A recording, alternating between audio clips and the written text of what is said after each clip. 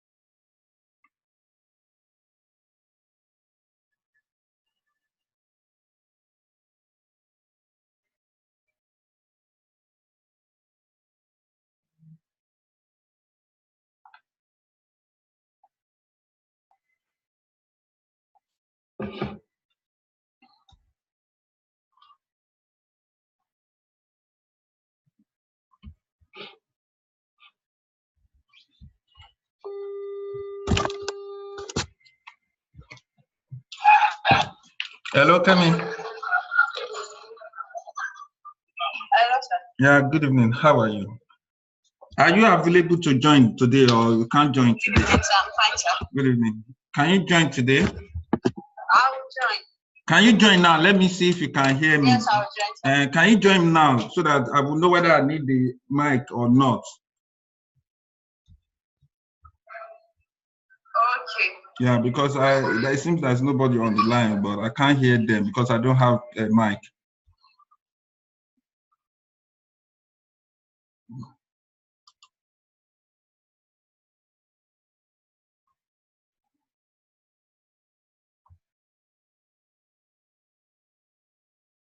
Hello? No.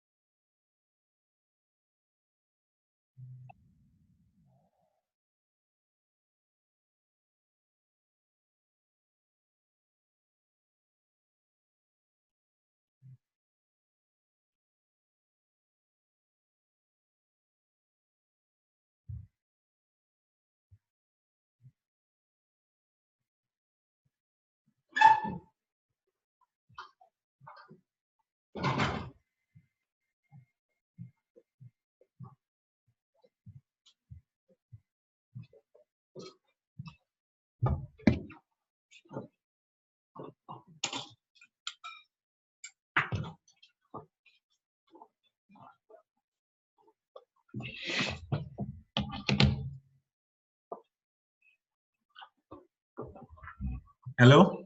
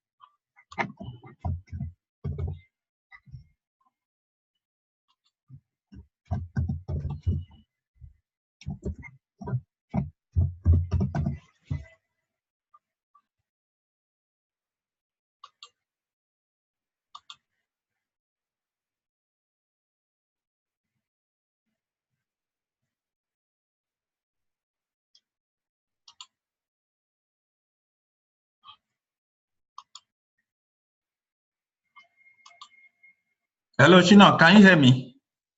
Yes, I can hear you, sir. Oh, good. That's fine. Hello, Kemi.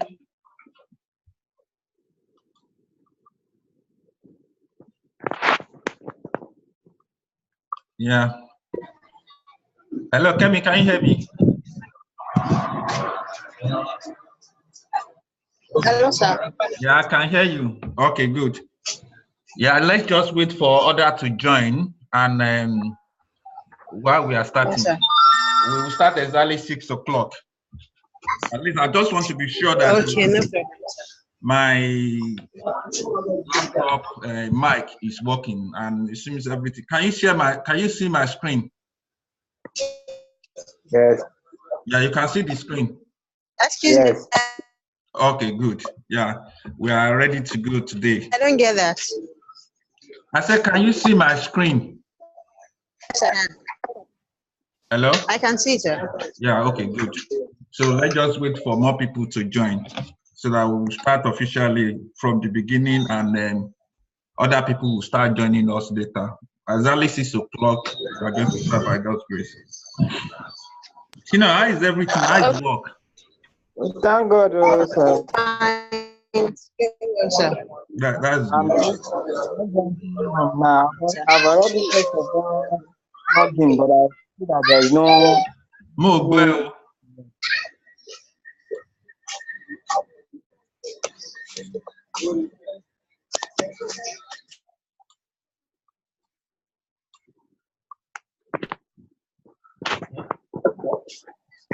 Kí ló ń sọ sí náà? Money, I've already. That was when I was inside the bus. So and I see that there's nothing done yet. That's why I left out. Yeah, I said it's going to be 6 o'clock, which is going to be 7 o'clock by Nigerian time. So I think everything is fine now. Okay.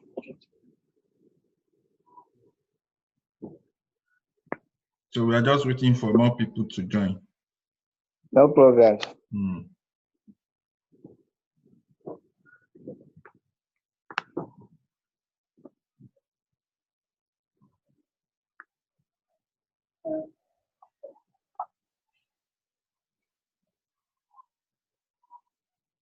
Even, that remind me, that software tí bọ̀bọ̀ yìí bá mi tó install, o mọ orúkọ software yẹn ṣá, Abe.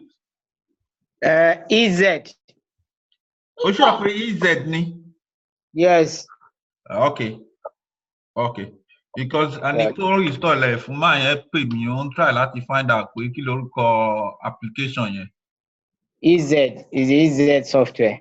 Because láti ìgbà tí tó ti lọ ṣiṣẹ́ fún mi tó ti mess up alákan yẹn mo ìgbà yẹn mo ti lò mọ́. Okay. No, bọ̀bọ̀ yẹn mọ́. I hate people not being committed or trying to hijack your client customers. So it's quite unfortunate, but Iṣẹ́ mi ni ò rí gbà látọ̀dọ̀ mi. It's true. You're saying the truth because me too. Because I know him. We are from the same Ogun State. So that's why I introduced it. Even there's one customer that need equipment for DVR, which I told him to help the person to get it. After getting it, he just fuck up. Can you imagine? The person have to return that thing. Now I'm the one that is paying the money back to that person. If he's not even saying anything, talk anything concerning that. They So don't since do then, business like that. know him. If you mess up with one customer, you know how many customers you are going to lose from that customers. That's why I'm just avoiding not to even. There's somebody that called me day before yesterday that need CCTV camera. He needs somebody that knows that. I know he knows about it, but because of what he has done before, so I don't want to involve in anything that will not give me rest of mind. So I just try to ignore him, try to give it to another person. But it makes sense. Don't go and implicate yourself because the customers are not seeing you. They are not seeing you, they are seeing. And your reputation is very, very important in business world. It's if you true. don't have a good reputation, they won't look at him as the one that did the job. They'll just look at him as the person that is working with you. Yes. So they will have any problem. Okay, let your colleague or your staff come and do the job. And when they did the job and they didn't do it very well, you are the one that they are going to hold responsible, not him. Yes. Not him. And that is really, really bad of him. You might know it and do the job well, but if you are not perfecting or doing what is right to customers, you won't go far. You collect the money. The money will not take you anywhere. How many people you want to do that kind of a business with? And before you know what is happening, now you that introduced it to me, are no longer interested in working with him again. I've even zeroed my mind with him from day one. So you can't get any job from me again. I noticed him for one thing. He's too proud.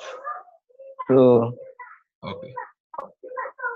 He's too proud. So I just try to avoid him, not to have anything with him, so that it won't cause me another issue again.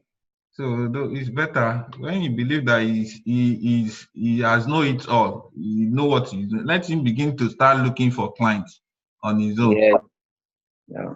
So I wish him all the best, but of course he has lost that transaction and he has lost it forever. Now I'm planning by God's grace to open my office fully again in Nigeria, and it's completely out of the line. Okay.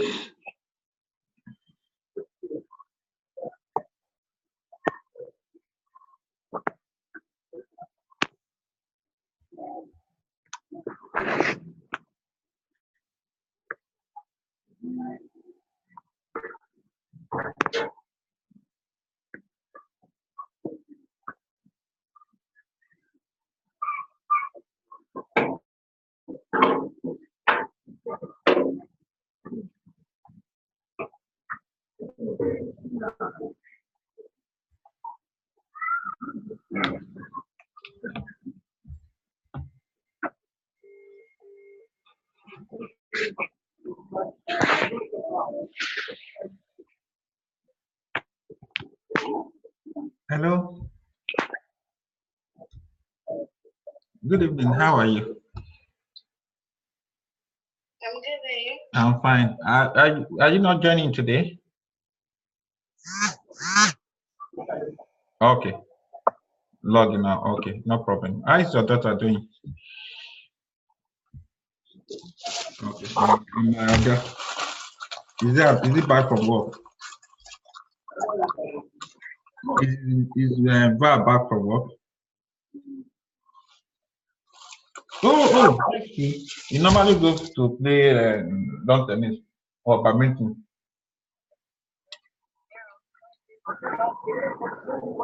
Okay, is that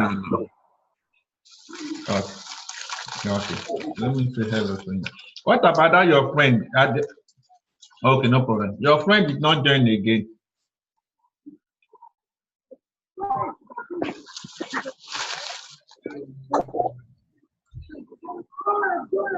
Okay, yeah, he says so. He says so. No problem. Let me allow you to join. We start at exactly 6 o'clock. Any other person can join us later. Thank you.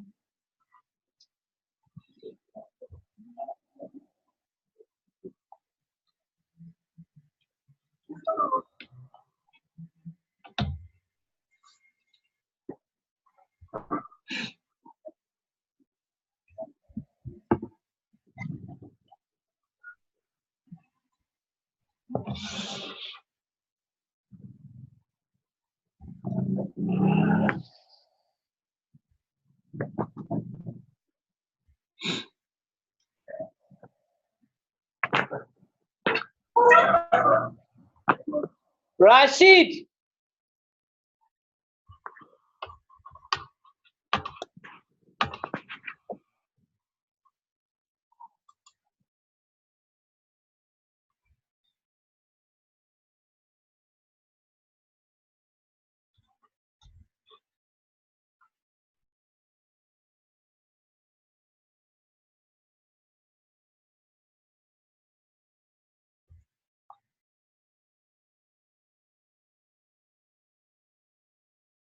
Upwork allows you to do in this new way of thinking is get offers.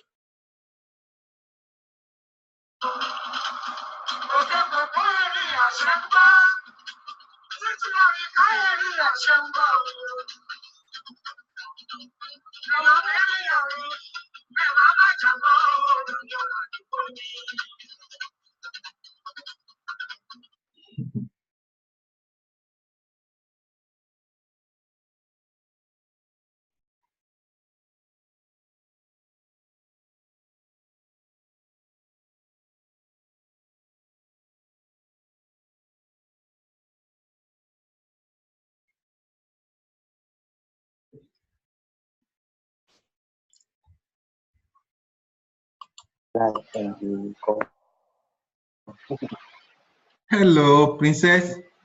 Your baby picture is showing, Olivia. I hope you are aware. Oliver.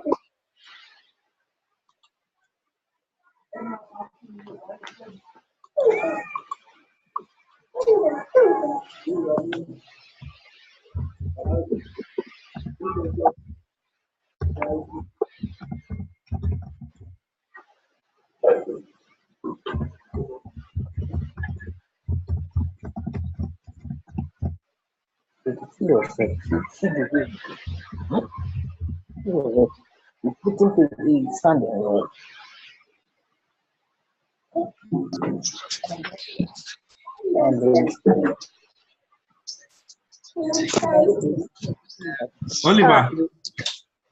Yes. Yeah, your picture is showing. Hope you are aware. Oh, okay.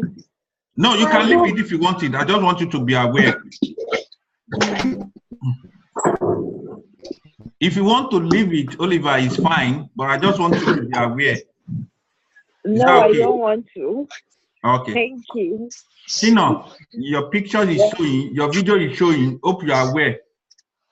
Yes. Okay, that's fine. Now we are going to start. Good evening, everybody. So other people. Good evening, sir. Yeah, other people will join us later, and because we need to be keeping to time now, and we've done about 3 or 4 lessons now, or 3 or 2 lessons now. So, but we are going to start officially today again, and any other person will be joining us later will not be part of we won't go back again for the training. So now we are going to start officially online business and software testing training outline by Folion UK Limited, and presenter Olaiwola Nuruddin Folani. That's my name. And it's nice welcoming all of you to this training. The purpose for this training is for somebody who is looking for a career in software testing, or somebody who wants to use it for his personal business. Now, what we mean by personal business is have become a global village where people make use of the digital technology to create online shops, make use of application to run their day-to-day business activities, like keeping record, CRM for customer relationship management, business application for accounting packages, and some other things that you can use to make your business run smoothly. Apart from this, you can either study this course to get a career path in software testing. And as I said, there's a lot of benefit for you to be a software tester. It's a well-paid job, and you can move on to a career ladder from being a junior tester, a tester, a lead tester, and test manager. Then from there, you can progress your career into project management. And based on the course outline, we have so many things that we are going to talk about, and we are quickly going to run through that already, which we mentioned last time. Now, first of all, what is business? So before we start going into software testing, what is business? Business is anything that you want to do in purpose of making money or running it as a non-profit making organization. Those are the people, company that they refer to as NGOs. They don't make profit, they do it in form of charities. An example of them, the way they classify those religious body here in UK, all the religion organization, Christianity, Muslim, and charity organizations, they classify them as non-profit making organization, and they are called NGO. So government give them money, individual donate money for them. Excuse me, let me just pick this up briefly.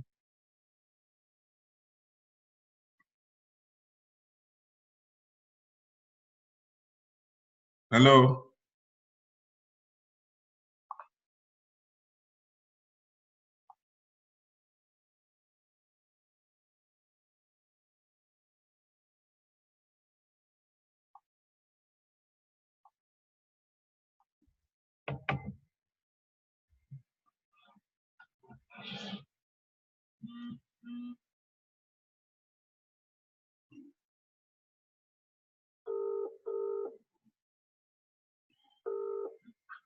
Hello? Hello, sir.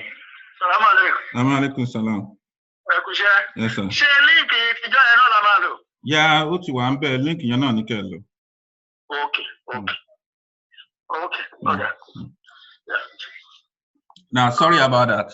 Now, so depending on the classification, your church or your mosque might decide they want to do a website, and you might be asked as church member to give them advice if you know any website company or any software house who can develop the website for them.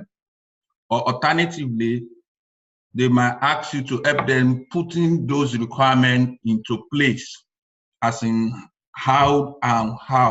what are the requirements? Do we need to register online for our members? I'm talking about NGO now, not profit-making organization, including charity, people that run NGO, maybe they care for children, they care for animals, they want to take care of animals, they want to take care of motherless babies. So those are classified as an NGO. So depending on what you want to do as a business or website, you can develop your website online. You can develop make use of customer relationship application where you keep the details of the child or the children you have in your custody as an NGO, their dates of birth, their age, where you pick them up, if they have a relative or family members and stuff like that. But if you are running it for a business, you might be selling a product, or you might be rendering a service. Now, what I mean by a product, maybe you have an e-commerce website where you sell clothes online, whether English clothes or business clothes, maybe casual or business attires, or maybe African attires. Then some food items. If you have a store that they sell food items, you can have an online website where you can upload different products you sell there. You can as well have, just name any kind of business you are doing. Maybe you are rendering a service. Maybe you provide a training online. You can create a website, or you render software testing as a freelancer or as a contractor. You can become a contractor and have a website as a software tester. And it doesn't matter where you are located across the world, because as it is now, the whole world is now a global village. People come together through the aid of technologies. Having said that, that is basically what is it all about. So in respect of any business idea you might have, all you just need to do, document your requirement and translating that requirement into, translating that your idea into requirement. I'm going to go to the next slide now, where we can have a clear view of what business idea process is all about. How do you come up with a business idea? Now, with this, with the next screen now, we have this. That's business process. Idea generation. Where does your business idea come from? Maybe you have been working for somebody for so long and you now think at this point I need to retire or resign to go and establish my own business. There's nothing wrong with that, but don't take your customer, your former employee customers. It might be very, very annoying with you. There's the whole market is big for anybody to play. Look for your own customer, do what is right at the right time. Or maybe it's something that is your hobby, that you like cooking, or you like sewing. Maybe you see somebody that knows how to sew. You can get that person, or you can create the website on your own, then buy the clothes from that person, then put it online for customers to buy from you, then put your own margin. What I mean by margin, as in your own profit. If you buy it, for example, the cost price, how much you bought it from the person that produced the product, then add your own percentage of profit you want to put in form of margin. Maybe you want to make 10% profit, you want to make 20% profit, or 50% profit of the cost price. If you add two of them together, that will now become your selling price, excluding the cost of delivering if you need to deliver, or unless the customer wants to come and pick it up by themselves. There's so many business ideas you can think of. So I wouldn't want to bother you. But when you start thinking of what you can do, you now begin to matching, we come down to this level, you begin to match your idea with the resources you have. What I mean by resources you have means, I'm talking about in terms of your finances, in terms of your locations, in terms of your skill or knowledge about the business idea. If you don't have, it's not compulsory you have 100% knowledge of the product or service you want to render, but make a research, try to go deep, find more about what you want to do. And thank God, Google is there. You can log in online to Google and search for many information that you think is going to be valuable for you. And after that, starting your preferred idea. You can have as many possible ideas, but you begin to streamline those ideas down based on what you think you have that you can easily start from. I'm not saying you cannot do all your ideas, but start with one first and start small, then think big and start growing your business gradually. Business does not grow in a day. It takes some time. It's a gradual process. And when you start your preferred idea, transferring that idea into digital business, there's nothing wrong in you having a shop. Yeah, you might have a shop, but you can only work from maybe morning to evening in your shop. You can as well open 24 hours. That means you have to be running a shift. But your website is open 24 hours and everybody across the world can access your website. So you are not restricted to your localities as a business owner. It depends on what you are selling. If your product is exportable and you can export it, or people can buy from other countries and they will import the product to their own country as long as they conform with importation procedures. If the goods that you are importing, you are selling, is not a contraband in that country they want to buy it to. I don't want to go into what is contraband. Contraband are goods that the country of importation does not allow such goods to come in because they have a local producers in that country. So they don't want people to bring that such goods from another country. But if it's for personal use, I think they normally allow such things to come in.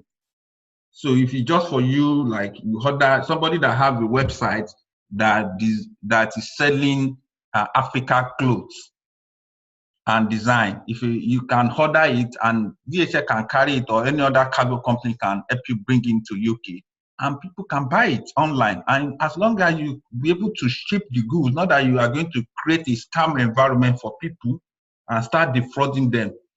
Don't think they are not watching. They will report you. And when they report you, one day is going to be one day. Government agency will catch you. So please, I will encourage you to do something legitimate.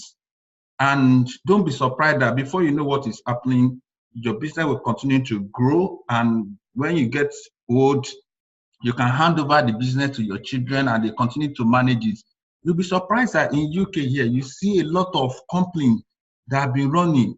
TM Louis have been running since 1847. Do you know how many generations?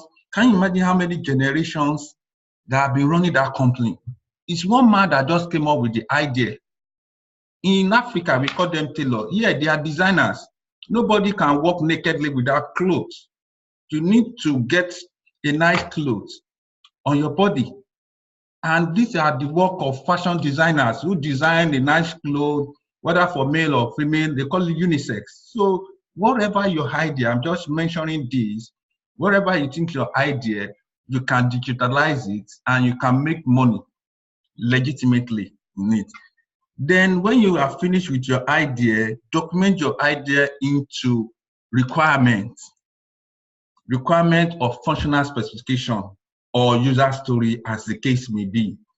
That means when customer want to do what you want to do, that your visitor can come to your website, and before visitor can buy on your website, they need to create an account. You want to know that they need to provide their first name, their last name, just like when you want to buy something or Jumai for Nigerians or Argos online in UK, or you want to shop on PC World, they will expect you to create an account. The purpose of you creating an account is for them to have your name, your address, your email, so that those are the things they are going to be using to communicate or to deliver your goods for you, and your ability to pay online. So the purpose of this website is not taking away traditional way of doing business. It's only enhancing, because a lot of people don't have time. They don't like shopping, going to shopping where you have to start looking around. They prefer to sit at the comfort of their table with their laptop or iPad or system,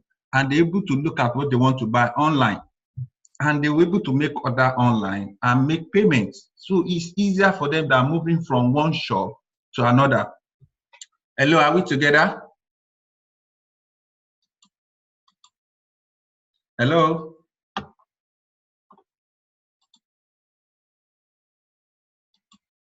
Yes, yeah. Hello, are we together? Yes, yeah. Okay, please, I just muted you so that the background noise in your area will not disturb the training. Sorry, I don't intend. I will already unmute. If you want to talk, you can unmute yourself.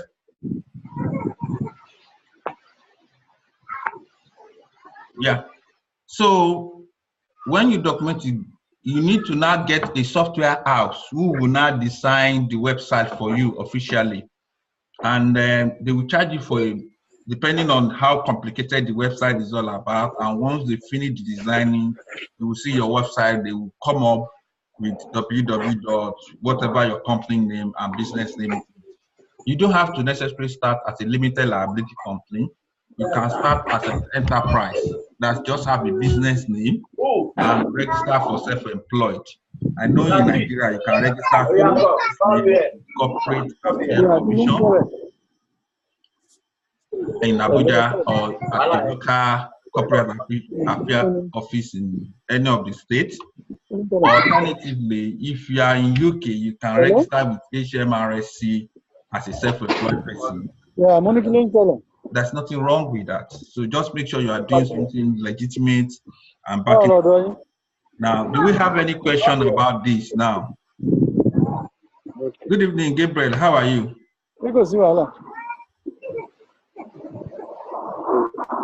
Hello, Gabriel. Can you hear me, Gabriel?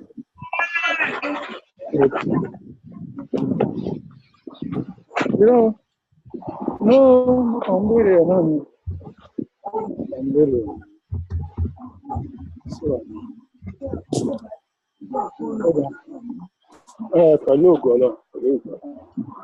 Hello, good evening, Gabriel. Can you hear me now? Okay, as we are saying, now it depends on what you tend to do. And on that note, we are going to move on to the next slide. Yeah.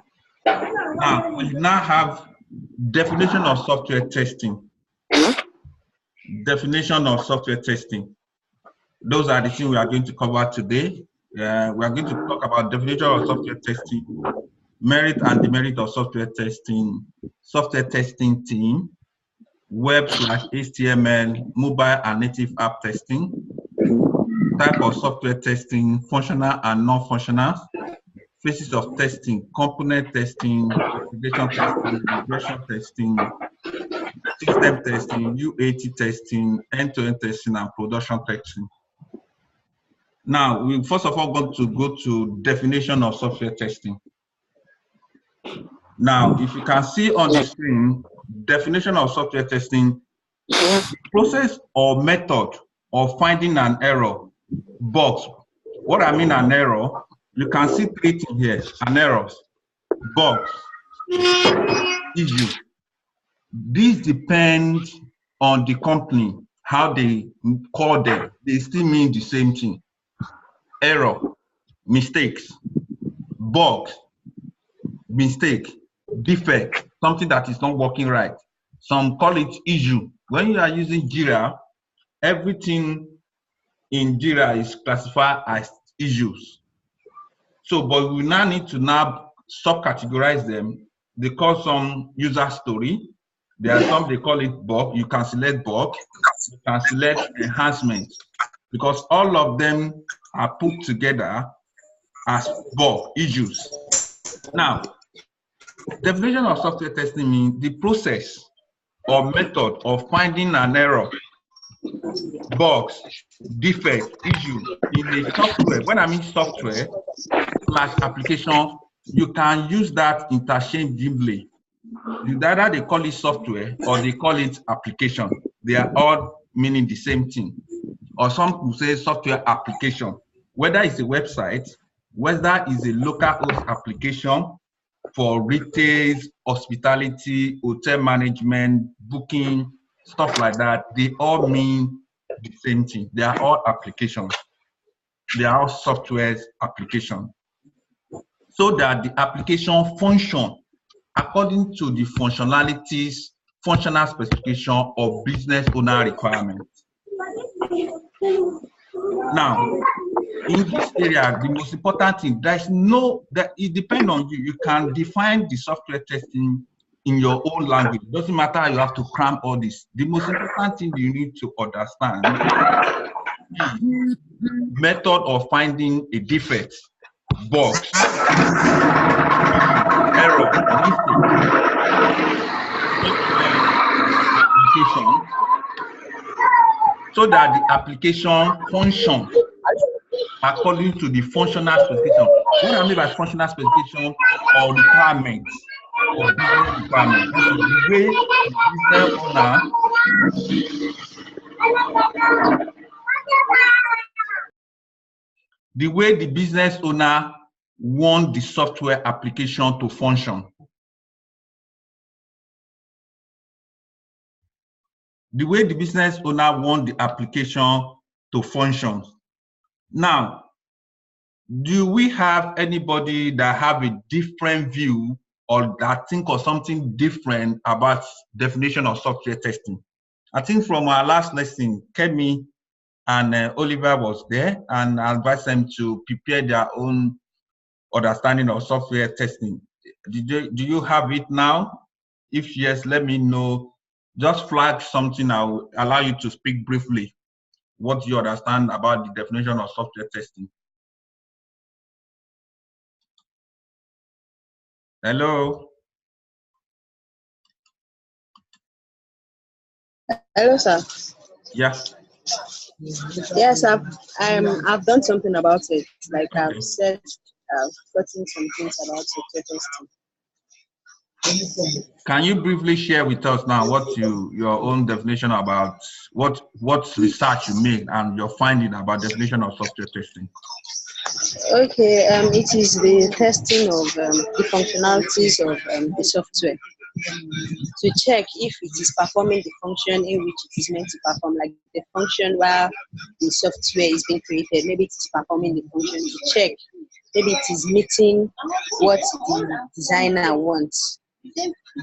Okay, so it still boils down to the same thing that we are talking about here, that is a process or method of finding an error, bugs, defect, issue in a software application or program so that the application functions according to the functional specification or business owner requirements.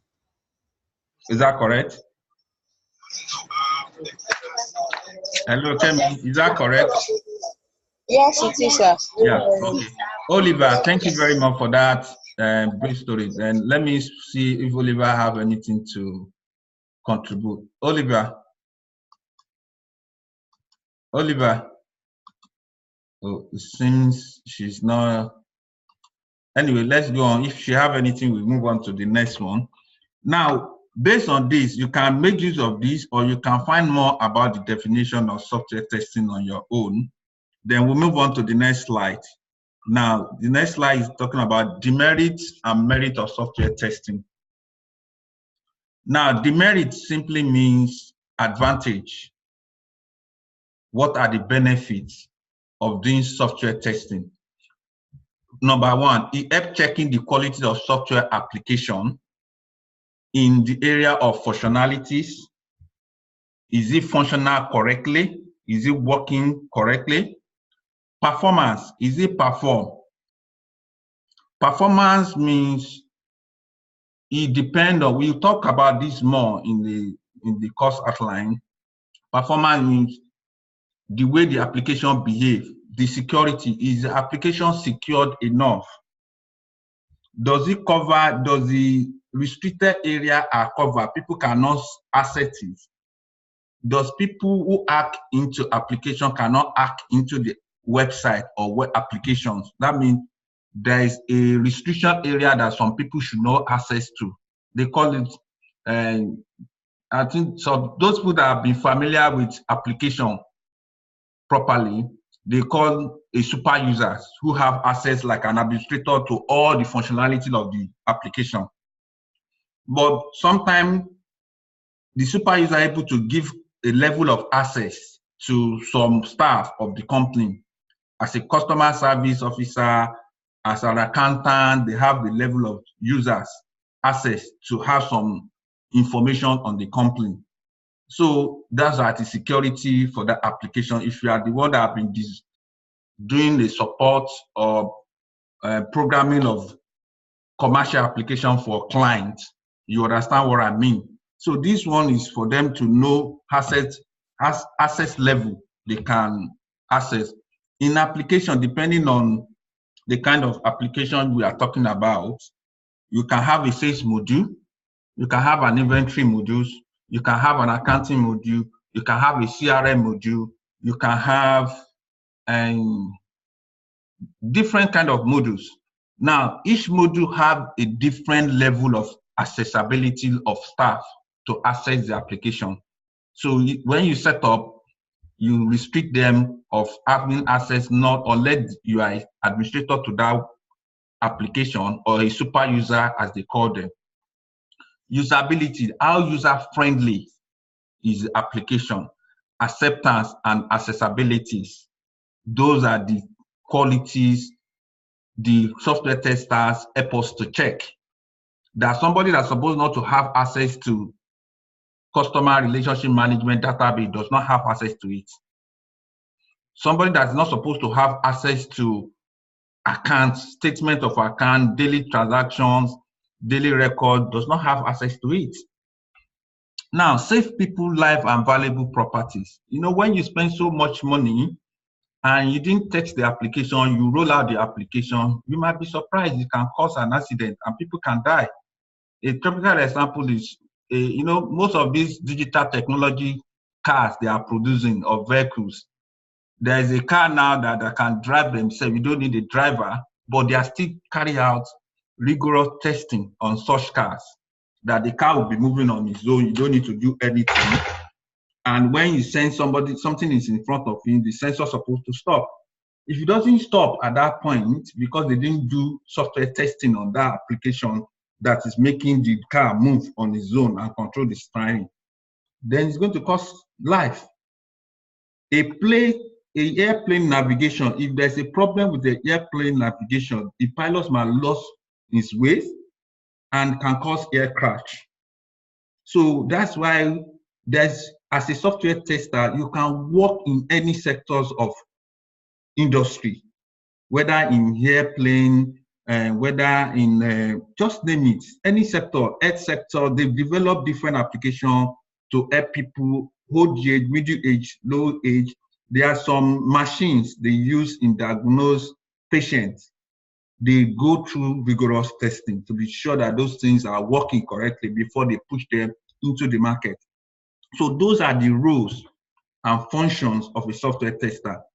And you save money, because if you have spent so much money and you didn't test the product properly to be sure that it's working, or the application, you push into the market and the product start creating a problem, you are going to lose money because people are not going to buy the products, or they are not going to buy the application because it's not working as was stated in your campaign or your marketing tools. Now, protect corporate image and reputation. You know, when you start bringing in something that is not working, people will now begin to look at it. Are you serious? Is the company not a 419? What are they doing? What did they up to? You know, you start throwing questions and the reputation of that company will start diminish. So if you try to do something in form of application, make sure that the application is working properly. If it's not working, fine, trying to improve on it and take necessary action to make sure that what is not working is working.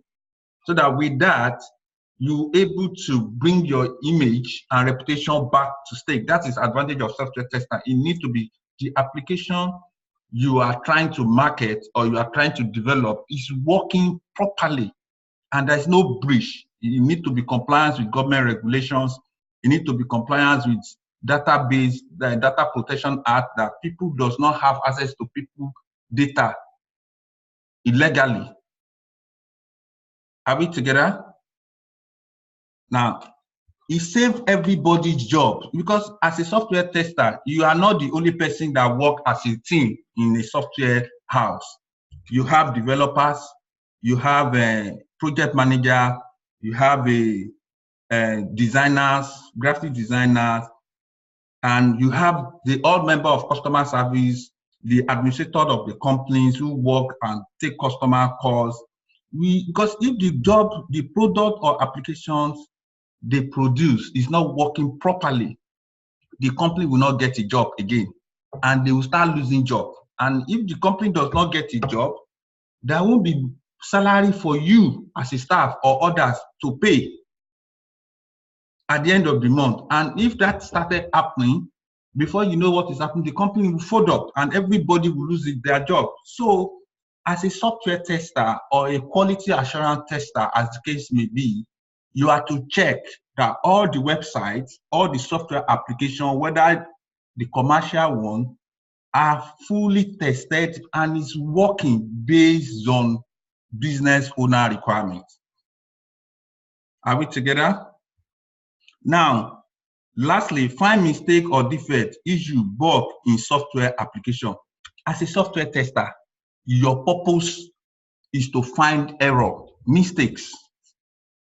There is something developer could not do properly. You are not trying to water or rubbish developer jobs.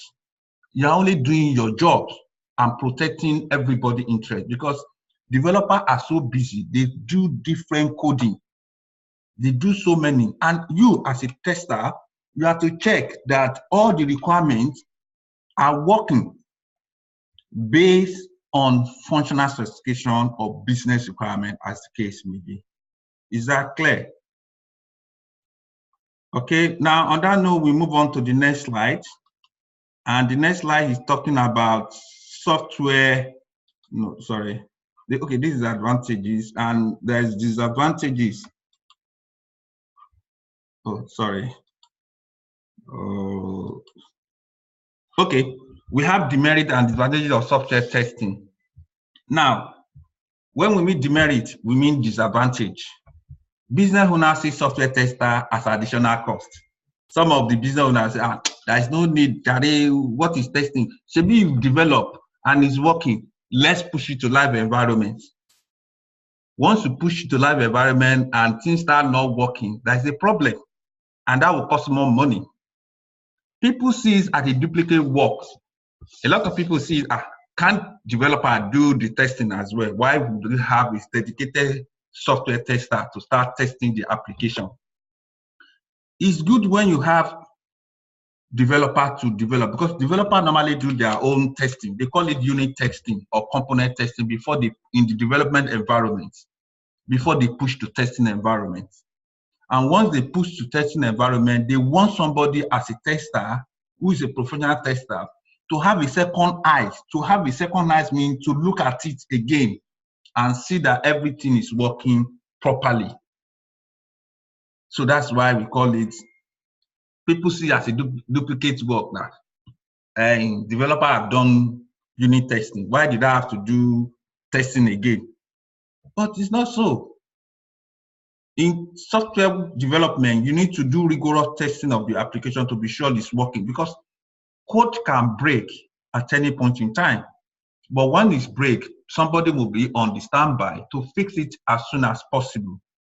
Thereby, it will create a good user-friendly for the users. That's it, the people that come to your website. Now, some people see it as a lazy work. You just sit down on the website checking whether this one work or not. All the website you are seeing that is working properly, because somebody as a quality assurance tester or software tester have done a thorough job on it. That's why it's working. Some might be intentionally, some people might just be hacking into the website to make sure that it's not working, trying to frustrate the effort of the person that owns it. But notwithstanding, a software website or application should work properly. Now, another people who see is not necessarily important. There's no need for you to do testing. But I advise you, it's very, very important. And there's always going to be a job for software tester because everybody is going digital. Every company now, there's no whether small or big, everybody is going online, and they are going online massively. They are deploying a lot of resources on online because a lot of people are seeing the benefits of running their business online. It reduces the cost of staff. It increases the revenue for the organization. It expands the market share of the product or service the website is providing. It's not restricted to your country. It's not restricted to your locality. It's how many branches do you want to open? You want to open branch in Nigeria. You want to open branch in Abeokuta. You want to open in Lagos. You want to open in Ibadan. You want to open in London. You want to open in Dubai.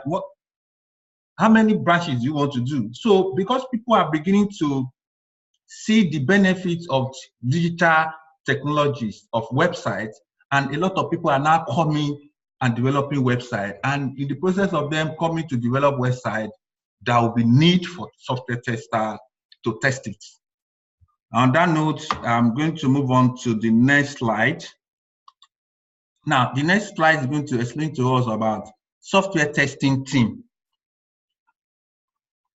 Software testing team. How do we identify software testing team? In any organization, depending on how big the organization might be, in some organization, you might be the only software testers. But in some organization, they will have a pool of software testers, but they will not have their category depending on their skill levels. And some of them will start from customer service, customer or support or customer service representative. These are the people that in the organization, they bring them from customer service representative to start as a junior testers because they interact with customer regularly. They understand the complaint of the customer. They are the first point of contact when the website is down, because if the website is down, customer cannot make order online. The number you provided on the website, they will call, or the email, contact us, they will send an email. And these are the customer service representative that will have access to those mail or calls. They will pick the call. Oh, hello, what can I do for you? I'm trying to, my name is so. I tried to make an order on your website and the website is not working. Can you tell me where you get stuck? The person will now write it down. In the process of him writing down those complaints from the customers or about the website, he now communicates with the developer or software tester or product owner or analyst, business analyst. And these people will now push it to you as a tester to reproduce the defects, to check, to reproduce that. Is it true that customer cannot make order online? And you as a professional tester, you now check live environment that truly they cannot make an order. You now write steps to reproduce the defect, state the severity of the defect, and take a screenshot and put it into Jira for developer to fix. In the process, you might need to assign it to a particular developer, depending on how large the organization might be. But sometimes you might not need to assign it, you just put it automatically. Somebody they call gatekeeper, who is the head of developers, will look at it and assign it to developers that can fix it, depending on how large is the organization. There are some companies, they only have 2 developers, some companies have 1, some companies have about 16 developers, some have about 100 developers. So it depends on how large. They have about 100 testers, depending on how large the organization is. So the first person is support or customer service representatives, followed by junior software testers, who is just a junior tester, maybe about 6 months or 1 year testing experience. Then software tester / analyst, those are a little bit senior. Then lead software tester or test analyst, these are people that can manage 2 or 3 people and coordinate the test activities. Then followed by the test manager. These are software testing team. Now, on that note, do we have any questions before we proceed to the next slide? Hello? There's no question. We can. Okay, I can go on. Okay. Yes. Sorry, if you want to speak, you can unmute yourself. I just unmute you so that there won't be background noise. Okay. Now, on that note, we move on to the next one. Next slide. The next slide is software development team. Don't mix it up. The first one is software testing team. Now, this one is software development team. This one comprises of the whole team that work in a software house. Now, the first person we have project managers. The next one we have scrum masters. Depending on how large the organization and what methodologies they're actually using. I will explain, and I want you to take a note. You yourself can make a research, and I'll put a note later about each responsibility of these people. Project managers, scrum masters. Project manager and scrum master mean the same thing. He's in charge of bringing the team together, giving direction, giving instruction, liaising with the testers, liaising with the developers, liaising with the management of the project, attending meetings with the BA to make sure that everything is working according to the plan. Maybe they have a plan of 6 months to release the project or to carry out the project. So he's the one that works schedules. And depending on the methodologies, if he's agile, if they are using agile methodologies, he's the one that manages the sprint planning he coordinates the meeting during the sprint planning. There's something they call sprint planning, sprint pokers. He coordinates all those things. That sprint poker is like the cost estimate of each course that will take developer to finish a particular requirement. And tester will also state the cost that is going to take him, the time and the duration that is going to take him to finish testing the particular requirement. You know, just to do cost estimation of the project. Now, business analyst or product owner, depending on the methodology. In waterfall methodology, they call it business analyst. In agile methodology, they call it product owner. These two are just the same functionality they perform. They are the ones that take requirements from the business owner. Okay, I want you guys to be able to create an account. You guys can log in. What are the login requirements? There must be uppercase, lowercase, 16-digit password that must comprises of alphabet and numbers. Those are the conditions or acceptance criteria for you to create a password for the website. So these are the people that write all those conditions down or the acceptance criteria down. Now, developers, when the business owner or product owner, business analyst or product owner finish all the documentations, developer are the one that normally do the coding of the website or the application, the commercial application, the local host. They are the one that do the coding for the application or software application. Graphic designers are the person that design the colorful, the image that you see on the website.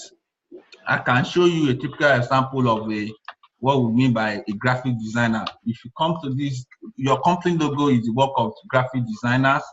They are the one that design those things. Let me show if you have, okay, Airbnb website. Let's go to Airbnb website.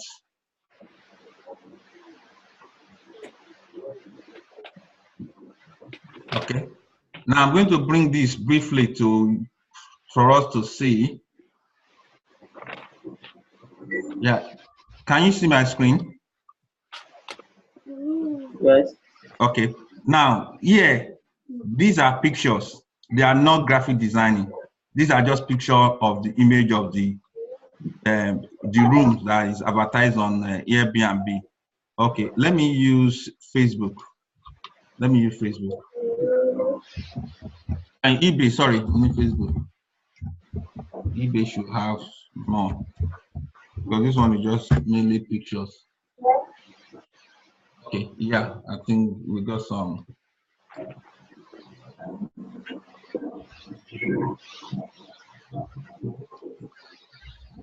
Yeah, if you can see there, all this banner,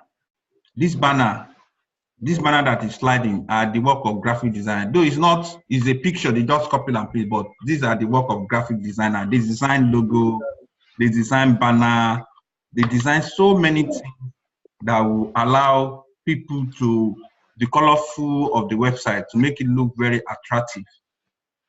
So it depends on what these are picture really, but something like a banner, something that just came on online, that they define one or two things that is the work of graphic designers. So we'll talk more about that. And when you see a software tester, that is you, if you are using to look for a job, to check what they've done. As a software tester, in this kind of a Facebook site, what you do here, you will start checking when they finish this waterfall, you start checking what they are uploaded into the website, if it's working correctly. Like here, let me use Auto Trader website. Auto Trader website is like a website where people advertise their car online to sell. Now, if you come to this site, you can see here we have Volkswagen Polo new. This is at the description of this website. Now, if you look at this picture, if it's not Volvo and Volkswagen, if it's this Mitsubishi that is here, that's a defect. Are we together? That's a defect because it's a wrong image was put in the wrong content. So whatever is here must match. As a texter, you need to check that, oh, the information and the image uploaded into the space for Volkswagen Polo match. And you are able to look at, click on this, you should be able to see different pictures. If you click on this button and it's not opening or it's not changing, that means there's a defect. Those are the things you'll be checking as a software tester to be sure that everything is working correctly on the website before application goes live. Are we together? Yeah. Okay, now we go back to the last one. We go to the last one. This is application life management tool administrators. Now, the tools you are going to be using for your work to manage your development or testing is we're going to have an administrator who will give you a different asset. Because if you are working for a software house normally have different projects they are doing, and they will give different people access to each project they are working on, not all the projects, unless you are an administrator to have access to all the projects. Also, as a software tester, you might be having access to different projects at the same time. You might be working on different projects simultaneously. So in that case, they will give you access to all the projects you are working on, you have access to. So there are so many tools that you can use to manage your software testing and application development. A typical example is a Jira. There's a Trello, there's ALM and HP Quality Centers, there's a Microsoft Visual Studio, and there's Microsoft Dynamics 365 Business Center. These are business applications. These are not application tools to manage your business. These are business applications. There's SAP. SAP is a very well-known application. There's a different name, different brand of hotel application where you can make a booking for your rooms, you can check in, you can check out, you can have restaurants and bar application where people buy drinks and they pay. You have table management modules which give you the number of tables so that the person will be able to make an order and you put them the table's number so that the server will go to that table and deliver the drinks.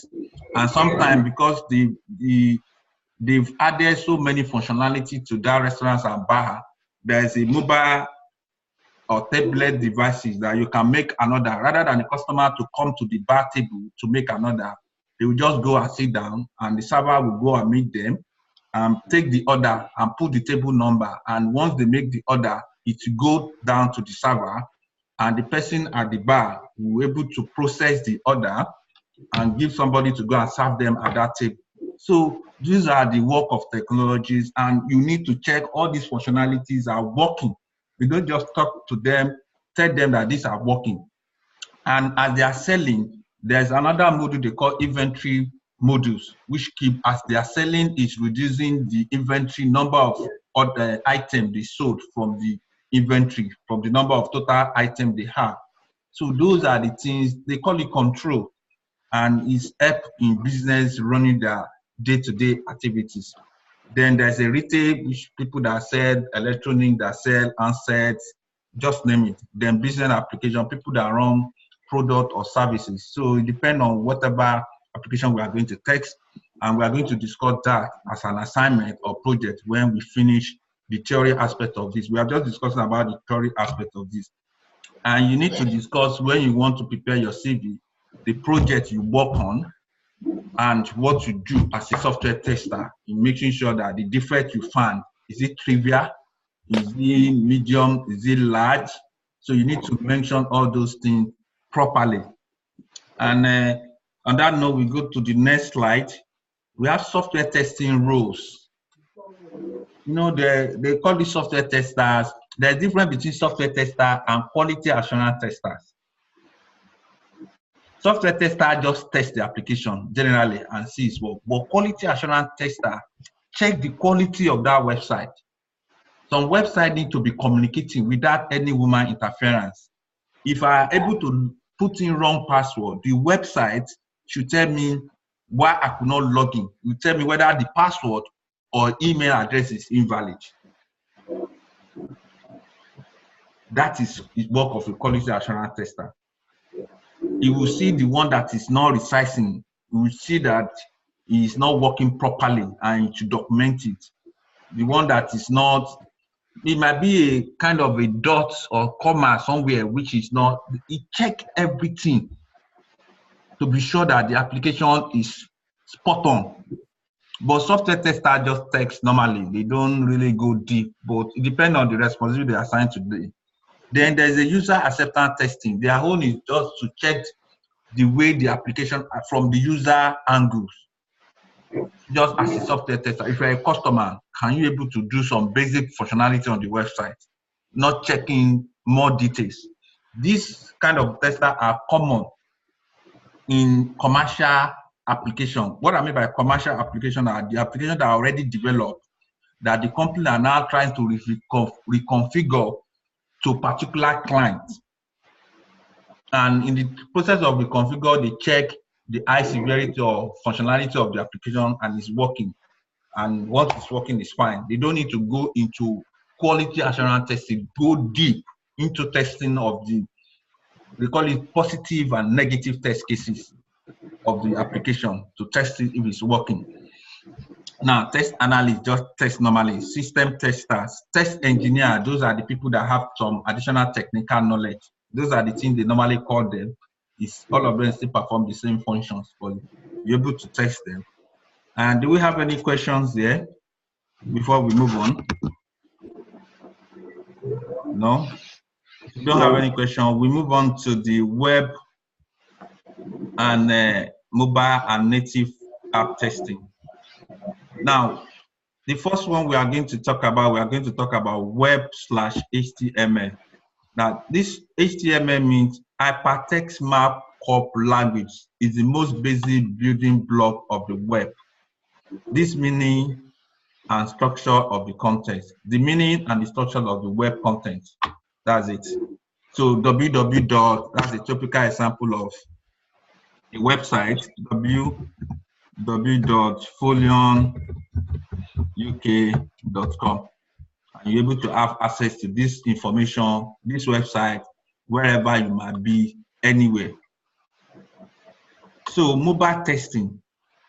Mobile testings mean when you just browse your application. Most web applications, they can do it on their desktop or laptop. But mobile testing means you can just check using your mobile phone, not on your desktop or your laptop. It can either be your phone or tablets. any devices. These are all about your mobile devices testing, phone, tablet, or iPad. They involve the use of mobile browser. They normally make use of the mobile browsers. Like your phone, if you go look at your phone will have a Chrome or Firefox Internet Explorer. You can open folionuk.com from that phone and it will open. That is mobile testing. But there's something we now call, if you are using iPhone or iPad, you can use Safari or Chrome browser. But if you are using Android phone or tablet, you can use Chrome, Firefox, or Internet Explorer. Now, there's something we call native mobile app application. These are mobile apps that you download into your mobile phones or tablets. An example of it is your mobile banking application. Or maybe you have a particular e-commerce website that you normally buy order from regularly. You can download the app into your phone. So you just making order on it.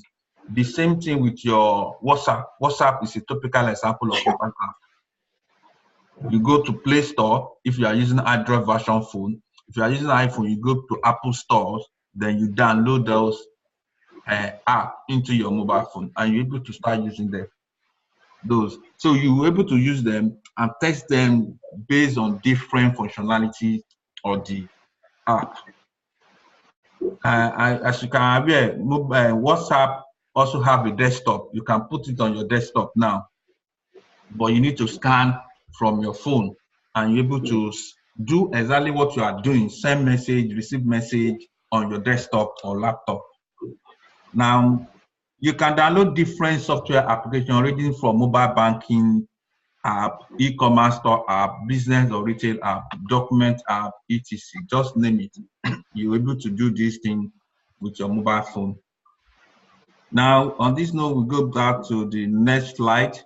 And we are going to talk about functional and non-functional software, type of software testing. This is where we stopped last week.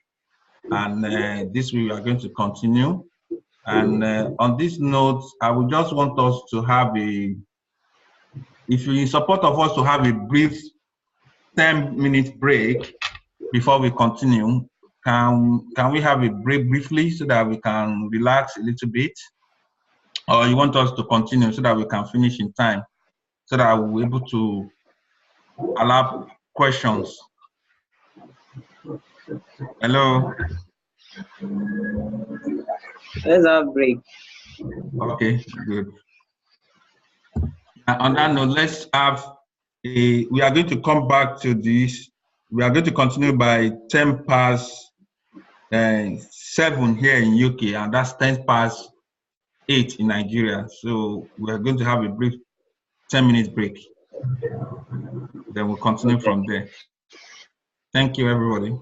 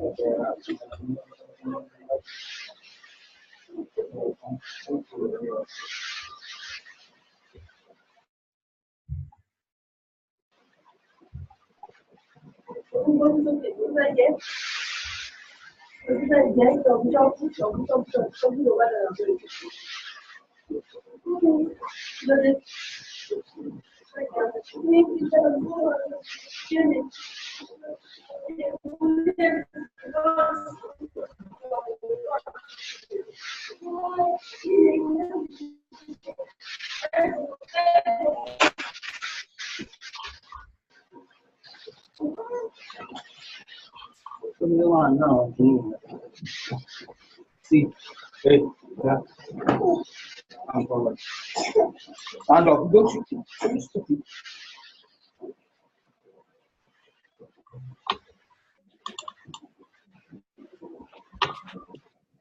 I want to talk to mommy, daddy.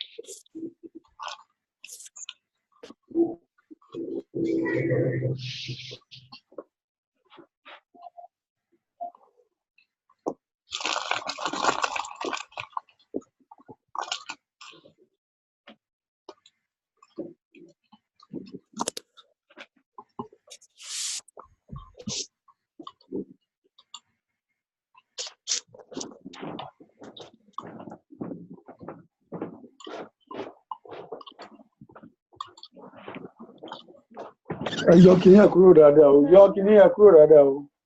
Sure, the bomb untidy up.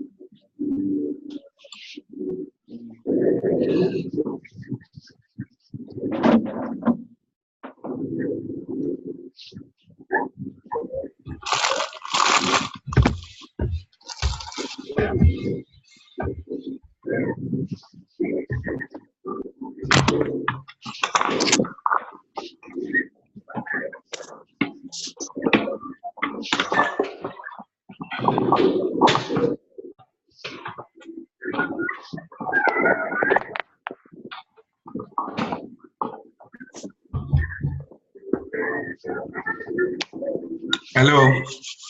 Yeah, I think are we ready now? Yes. Okay. Now we stop for a break, and welcome back, everybody. And we are going to continue now, but before we continue, we are going to talk about type of software testing. Now, there are two types of software testing. It's classified into two categories. There's functional testing and non-functional testing. Now, the functional testing are basically, we will see them, we listed them in the next slide. While non-functional testings are basically performance testing, load and stress testing, security testing. Those are high specialized testing of the application. Most organizations usually get somebody that specializes in performance testing or security testing or load testing. They might ask you to do it. There's nothing so special about it, but you need to have a special skill and have a good knowledge of the tools to use to perform such testing. There's so many tools you can use, like JMeter, there's SOAP-UI, depending on what you want to do. We'll talk about it as we go on along the training and provide support. And I want to encourage us as much as possible to make use of Google as our friends to find out more about this, and make use of YouTube to watch so many videos about software testing and so many tools that they use. It will help you knowledge and get you familiar. Doesn't matter where you are. You'll be surprised if you are in Nigeria, if you prepare your CV properly and you put it on LinkedIn, whether from America, from Germany. In fact, I heard that Germans are actually looking for people in technologies, especially software testers. And they wouldn't mind to do a sponsor, as they call it, for you. They will invite you over to the country. They will be the one that will pay for your visa, pay for your ticket and everything. And if you are here, they can get you and employ you to go and work in another country, maybe Dubai, America, or Nigeria. You become an expatriate. But they employ you from your country of residence to another country to go and work. You automatically become an expatriate. So there's so many opportunities people can benefit in working as a software tester or a business analyst. So let's just put in our best. Now, take notice, as a professional software tester or a quality assurance tester, you can run or execute your software testing manually, which is manual software tester. We are going to go to JobServe now from here, or automation tool, using an automation tools. And there are many automation tools you can use depending on your skill and knowledge of the tools, i.e. Selenium WebDriver, Catalan Studios, Code Concept JS, Test Complete, SOAP UI, etc. And you can conduct your testing manually without using any automation tools. So we are going to work on both manual software testing, and we work on automation, basic automation tools, because that is another specialized area that you need to build up your skill to learn. We are going to go to JobServe now, one of the JobServe in UK. I don't know if there's a JobServe as in job website where people can look for job in Nigeria, but if you try to put in software tester, I don't know, you'll be surprised that people are looking for software tester and that they pay them well. We are going to go to, and let's use indeed.co.uk.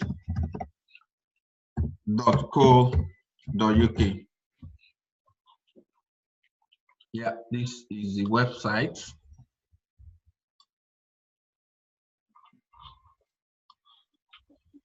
Can we all see the website now? Yeah, if you put software testers, just put, let's say, lead, you click find. You can see software engineer. These are software engineer. This is not a tester. Software developer, these are for developers. Now, this is software tester. You can see DW legal, these are legal firm. Because the legal firm want to allow people to contact them online, they can create an account, upload, type in their complaint, what they want to do, whether for immigration, whether for conveyancing or property laws, advice or something like that. And they will upload the property document they have, and they will submit it online. And you don't need to go to the lawyer's office. They've asked all the necessary information, and the clients of the law firm have submitted it online. And at the back end, somebody will access those information and treat that customer request. And the customer will just pay without visiting the customer office. So as a software tester, if you click on this, you will see the requirement details, summary of the details, a competitive salary based on market rates. They don't want to discuss the price. You'll be working with a team of developers to ensure, just as we mentioned, release is bug free and is fit for purpose. That's all. You'll be engaging and validating that fix have been applied successfully. What is fixed? That the defect they are put, you discover when you do a reconfirmation testing is now working before you close it. Opportunity to investigate and promote new testing tools, automation. So in this case, they are looking for manual testers, and they are ready to train you to become an automation tester. Ensure software meet requirements, testing submitted feature for defects or covering of bug in an existing solution, write clear and concise bug reports. You are going to write bug reports, but you need a tool to do that. Some of them might not have a tool, that is Jira or Trello. They might use an Excel. I will train you how to use an Excel sheet to write a defect as well. Working with developers to help resolve issue quickly, ensure high standard is maintained across the builds. Are we together? Promote new tools and practice. That means they want to encourage you to bring in new tools. Idea. These are just new companies. They don't know much about software. Maybe somebody just advised them that I tried to log into your website, it's not working properly. So they decide to employ a tester to begin to test the application they are doing. Now, knowledge, commercial software testing experience, strong ability to interpret and understand software tools, willing to investigate new strategy and technology, understanding of variety of testing methodologies. We will get to that. Able to write test plan and test scripts. What is test plan? How we want to test, what we want to test. We discuss about that as time goes on. Test script. is automation scripts or test cases, where we are going to, I will explain to you when we get there as well. The skill they require, attention to details. These are the most important qualities of a software tester. Analytical approach, you need to have a very good problem solving skill, and because software testing can be so complicated and complex, but once you are very organized and focused, it's very simple. Contributing to team working environment within the support. Okay. Solid organizational skill to effectively manage the team. Timely. Demonstrate an awareness of professionals and value diversified, just name it. Value health and safety and show a commitment to working environment. These are the requirements here. You can see there's no serious technicality in this one. These are just normal software testing. Now, Sky. Everybody knows Sky. If you are a good tester, you can either do it online. I will give you some website that you can do freelance software testing for. They will pay you through your PayPal account. They will give you assignment to do, and if you do it very well, they will pay you. So it doesn't matter where you are based. If you have gotten a job, fine. If you don't get a job, you can still be doing freelance. Okay, you want to say something? Sinelo. Okay, come on. Excuse me. I'm trying to unmute you. Can you unmute yourself, please, Sinelo?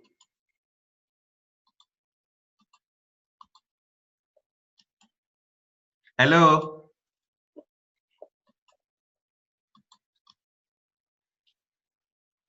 Yeah, I can hear you now.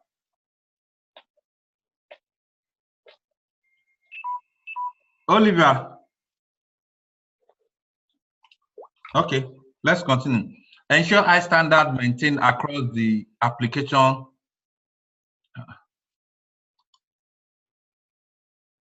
Oliver, you raised up your hand and I'm trying to allow you to speak, but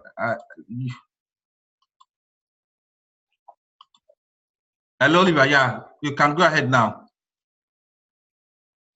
Hello. Hello. Hello, Oliver. I can't hear you. Okay. Now, ensure high standard is maintained across the applications that are built. Promote new tools and practice. Commercial software testing experience, strong ability to interpret and understand user story. These people are using Agile. This one, they want to use Agile straight. So the user story in their own is Agile. Willing to investigate new strategies and technology. Understanding of variety of testing methodologies. Able to write test plan and test scripts. Skill, attention to detail. Analytical approach. Contribute to a team working environment within his own team and in support of other departments. Solid organizational skill to effectively manage multiple tasks in a timely manner.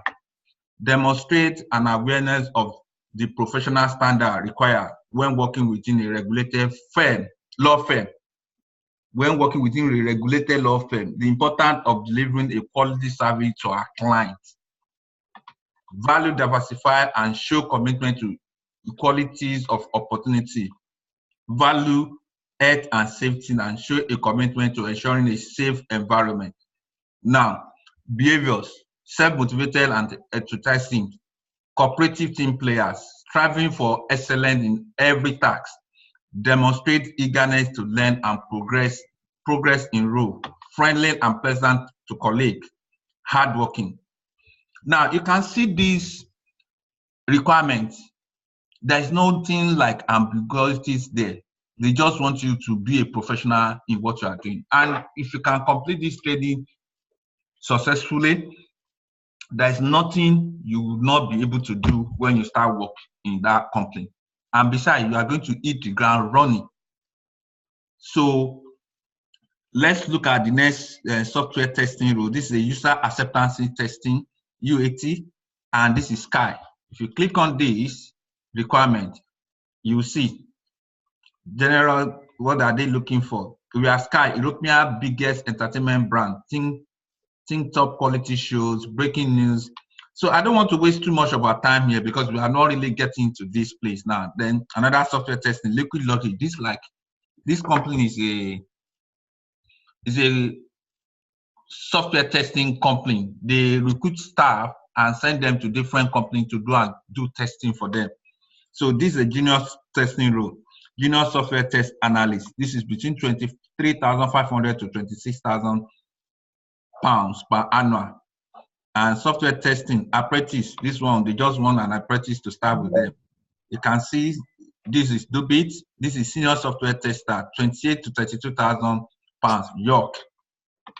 And like that, there are so many of them. So you can have a look at different websites. You're able to see more of this. So let's move on. We go to the next slide now. And we have functional software testing. Are we together? Hello, if you don't hear me, let me know. Hello, are we together? Yes, we are together. Yeah, okay. Now,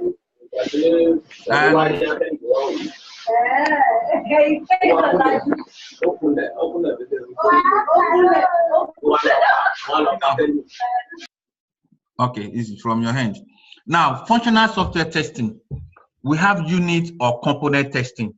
This unit or component testing is normally done by developers, but when they finish testing it on their own development environment, they will push it to testing environment. Don't forget, there's different testing environments. The first stage of testing environment we have, they call it test environment. Some will call it Edge. They will give it a name depending on their own organization structures. There's going to be first stage. There will be another stage called staging. There's text, there's staging environment, and there's production. Now, what I mean by staging environment, test environment is when developer finish, they will push it to test environment for you to test. When you test finish and everything is stable, they push it to staging. Now, why pushing it from test environment to staging? To see that when they are pushing it from one environment to another, nothing is breaking. Then you do testing again on staging environment. The purpose of it to be sure that if we push from test environment to staging environment, nothing is break. But when we not want to put from staging environment to production, that's it live. Nothing still break. That means everything is going to be still working properly. Now, don't forget, I will explain to you. From development environment, that is where developers do their coding. They push to test environment. They might call it different name, but that's the first stage after development environment. Now, another environment is staging. They might call it different name. Now, after staging, you go to production. That is live, when the customer will now see everything, not you testing it now. So now, they call this one is unit or component testing. The developer, when the component or unit testing means, let's say the website, user can create an account. Developer have finished designing, create an account modules. They call it build. They will say the build is ready.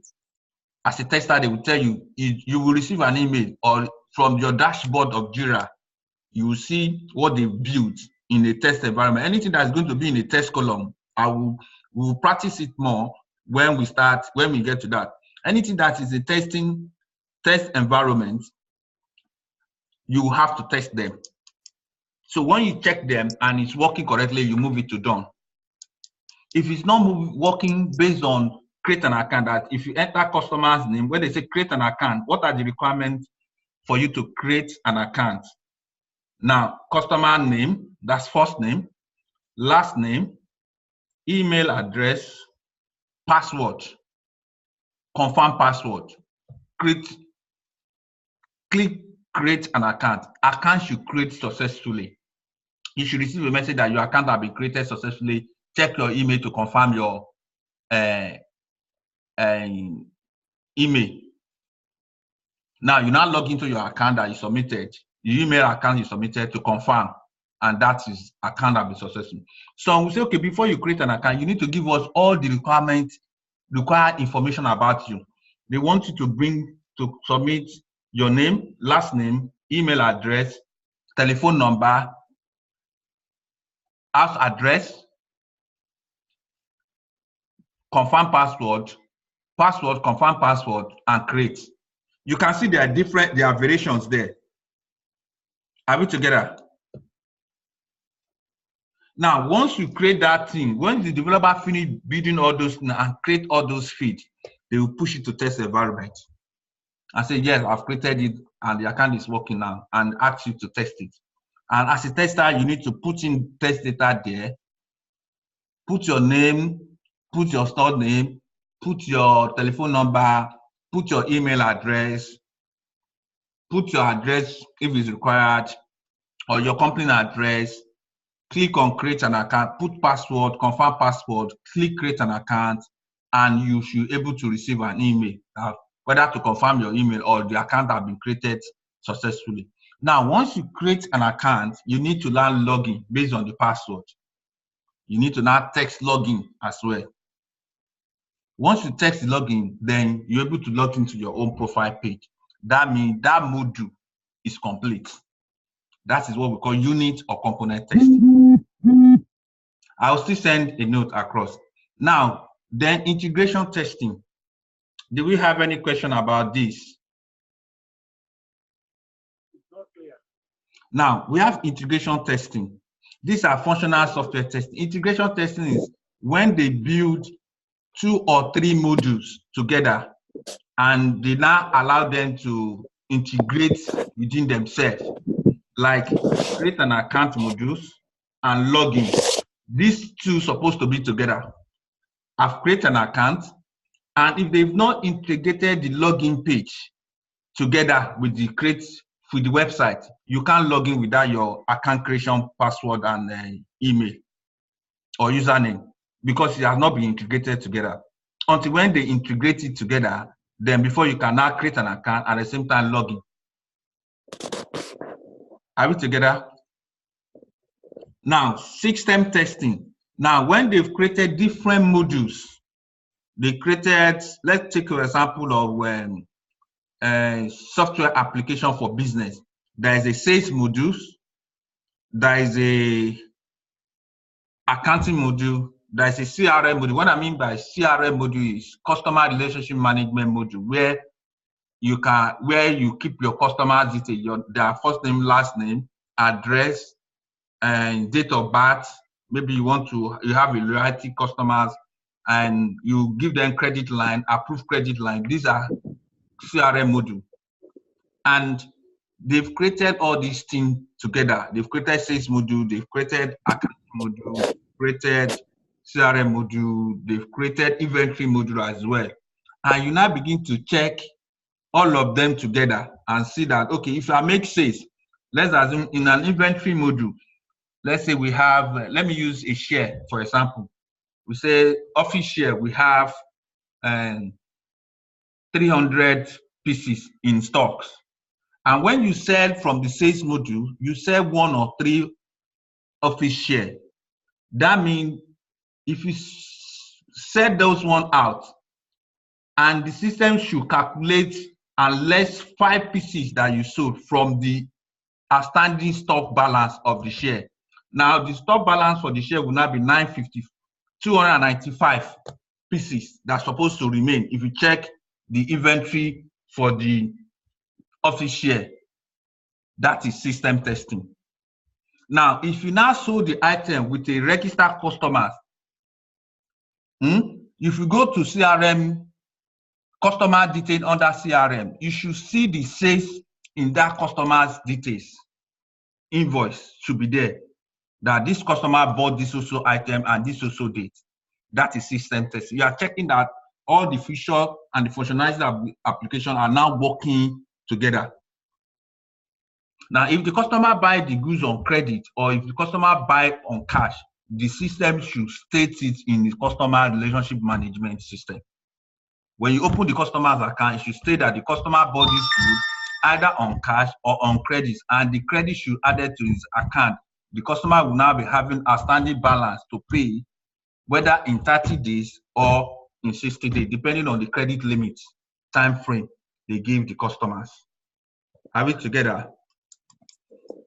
Now, user acceptance testing. There are two types of user acceptance testing. They are alpha and beta. When you see some of the application, especially when you look at the team viewers, if you look at team viewers, they will say it's better. That means they are still testing it. It's not just live. Hello, sir. Mr. Balogun, you want to say something? Yeah, I don't understand that unit. Hello, sir. Yeah, that unit testing is not clear. Mo ń gbọ́ yín o, sọ̀rọ̀ sókè mo gbọ́ yín dáadáa o. That unit testing is not clear. Kí lẹ sọ, sir?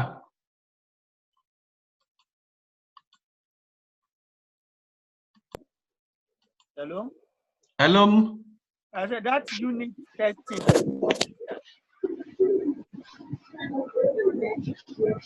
Mo gbọ́ yín o.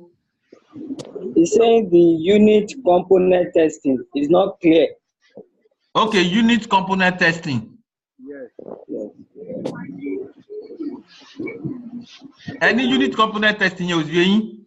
Bẹ́ẹ̀ni. Okay, I'll take it again. Theory unit. Each modules, they call it modules. Modules as in either module or unit or component testing. Either modules or component testing or unit testing. Like create an account. Tẹ́ bá lọ sí website.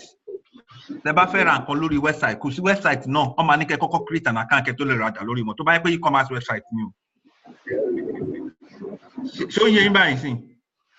Now, wọ́n máa wá ní kẹ́ create an account. Tẹ́ bá fẹ́ create an account, wọ́n máa béèrè your name, first name, last name, email address.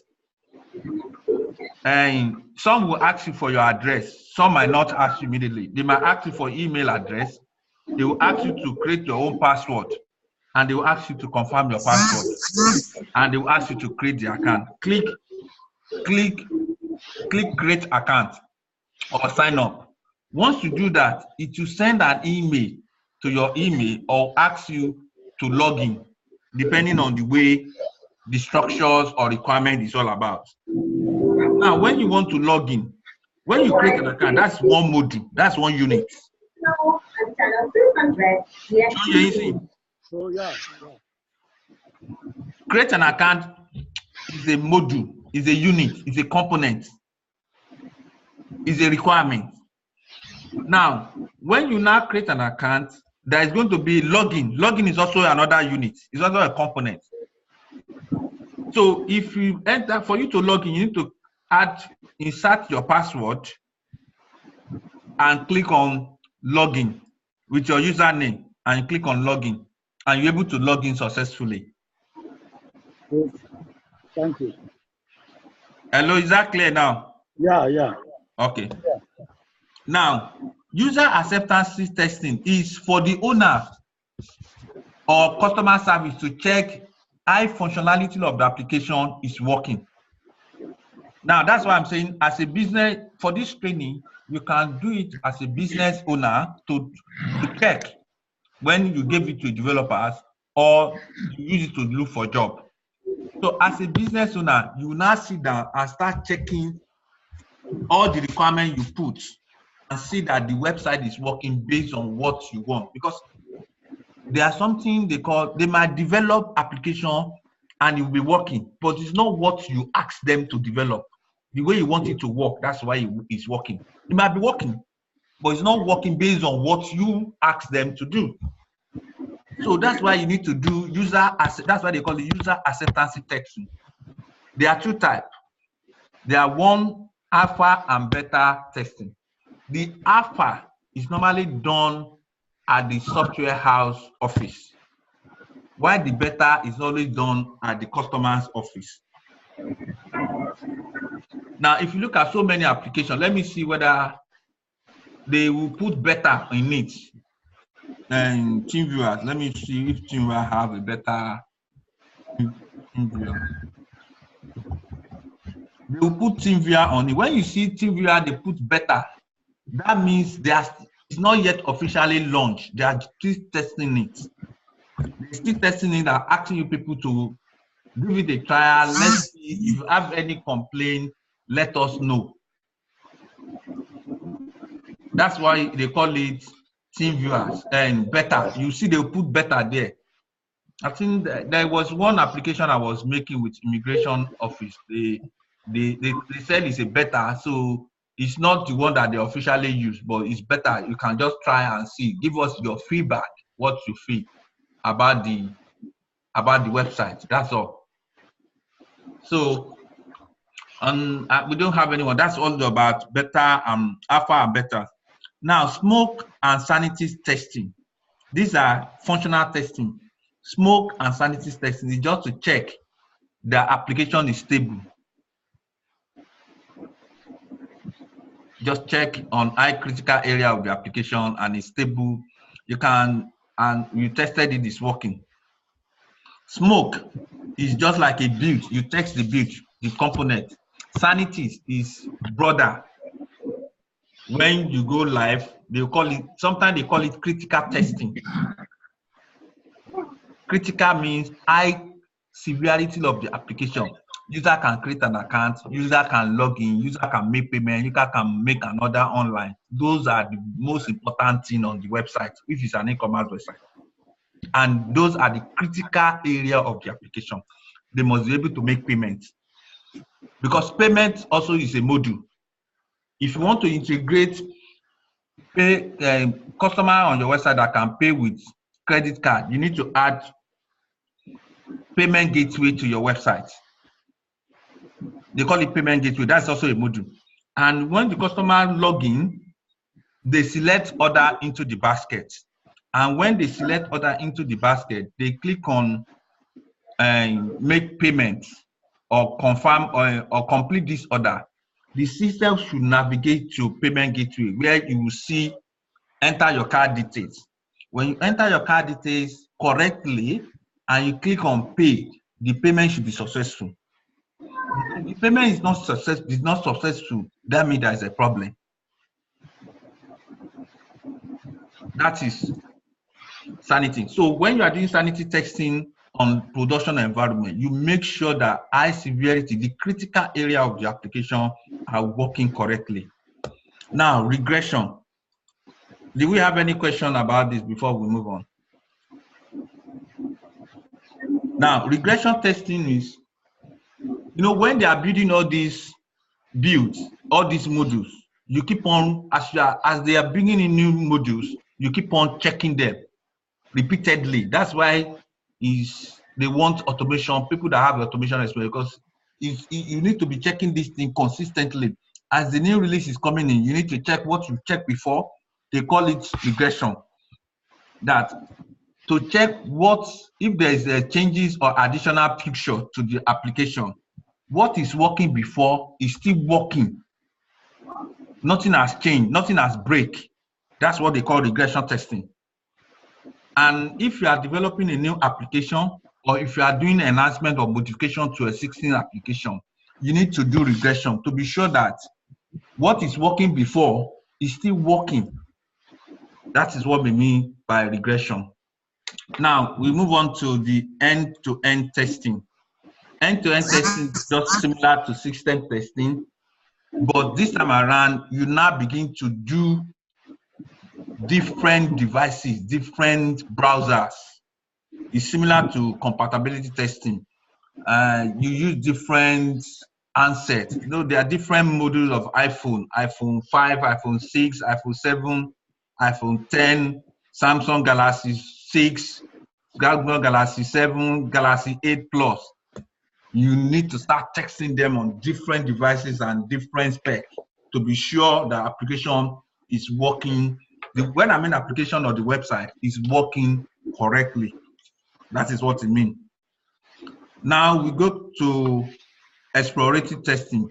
Exploratory testing is basically you don't have any knowledge of the website. There's no requirement. You're just looking at it, navigating from one page to another. Just like as a user, they are testing how user-friendly the website can be. That's when they will ask you to exploit. Just go to Argos. You can use Argos website. You can use JD Sport website. You can use any website that you think you can use. Home Office website, government website. If you want to sign and create an account, or you want to do your driving test, you can use that. Go to Lagos State Government website. See what you can do there. If you can do what is advertised on the website, that means the website is working. If you cannot do, because I tried to make payment for governor consent online, and I could not do that. That's a bug on the Lagos State Government website. So those are the things. Just carry on with explorative. Use the website as if you are customers, because the purpose of creating website, they want customers not to come to their office, that they should be able to do everything online. Go to your website, your bank website. Ask them if you have internet banking facilities, log into your internet banking, see if you can make a transfer to somebody. If you want, rather than you going to the bank to go and pay money into that person's account, that's exploratory testing. Use your mobile phone, mobile banking application, try to transfer money. That's exploratory testing, because you don't have any requirement. Nobody tell you what to do about it. You are just trying to explore and see if you can do some, make use of some functionality of the application. Are we together? Yeah. Okay, so on that note, we move on to the next slide. All these are still functional testing. There is another one they call accessibility testing. Accessibility testing now is becoming so rampant, and government is becoming so strict about it because of the regulations. Accessibility testing simply means people that are disabled, them, people that are dumb and deaf, that have a partial sight, that cannot see properly, and they can access your website. Because they too are human beings, they should be able to access to your, that's what it's all about, accessibility testing. And there are so many tools you can use to, they have a screen reader for somebody that cannot see, you will be able to hear. The screen reader will be reading the information on the website for the person. For the person that cannot see properly, the screen reader will be able to enlarge the site and allow the customers to hear. You will be making a sound. And the keyboard, you can make a keyboard, press whatever you want to type in. Those are the accessibility testing. Somebody that have impartial eyes can hear. Somebody that cannot hear can see. They will be able to see the side screen, and so many functionality about accessibility testing. We talk about it more, but obviously we cannot do everything, but we have to concentrate on the most important testing you are going to be doing at place of work. We have ad hoc testing. Ad hoc testing is similar to exploratory testing. You don't have any requirement, you don't have any user story. You are just trying to work based on the testing of the images of your experience in that. Then we have compatibility and cross-browsing testing. Compatibilities and cross-browsing testing means you use different browsers to test the same application. What I mean by different browser to test the same application is to be sure that the way the application behaves on Internet Explorer is the way it's behaving on Firefox, is the way it's behaving on Chrome, is the way it's behaving on Safari. Safari tend to be more difficult. It behaves differently, mostly on applications, on different web applications, but you need to check them and see that they are working properly. Compliance testing, these are checking that the website is compliant with government regulations and requirements so that you won't be breaching government laws or regulations and to avoid fine. Then globalization and nationalization, localization testing. There are some websites, if you go to their websites, they are global websites. So if you now select your particular country, you're able to see information about your country, or you can select different language and the website will change the content of the website to that your language, either Arabic, French, English, Yoruba. Those are the localization and globalization testing. And some will be able to see information particular to that country information or your locality that you selected. What I mean by localization, globalization, you can log into website www. Whether the company name is this and that, you see them in they have American branch office, they have Arabian office, they have United Kingdom. Go to Barclays website, you're able to see different country where they belong. Then you're able to select your country or your language that you wanted to see. That's what we call install, uninstall, and upgrading testing. This is common in mobile testing. Mobile testing, when you download the app into your mobile phone, you should be able to uninstall the app and you should be able to download the latest version, because once the company produce an app, they will also have a new version coming up regularly, adding new feature. They will tell you version 4.02, and that was the one you are using. They will tell you another version is out. That's the latest one. They might be 5.02. So you're able to download the new version, and it will automatically override the old version to become the new version, rather than you first of all install the old version before you now download the new version. We'll talk about that more on mobile testing when we get there. Usability testing is all about how user-friendly, how the look of the website. Back-end testing, this is admin. What you are seeing in front of the website is the front end. The back end is where you upload most information and you're able to test those functionalities at the back end. Can you able to upload pictures?